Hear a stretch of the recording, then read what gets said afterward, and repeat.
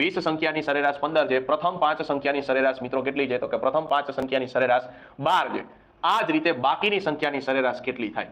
અહીંયા ગુણોત્તર હું અરખો લખી નાખું છું. ગુણોત્તર જે હમણાં મેળવ્યો નહીં, ગુણોત્તર કેટલો મેળવો સાહેબ? 4, 1 અને 3.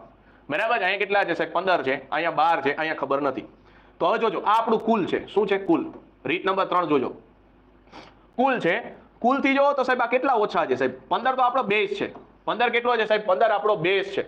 આ રીત સમજો ભાઈ. 15 જે આપણો બેઝ છે, 15 થી 12 એટલે તમે કહેશો સાહેબ 3 ઓછા છે. કેટલામાં સાહેબ? 3 ઓછા છે 1 માં, એટલે 1 માં.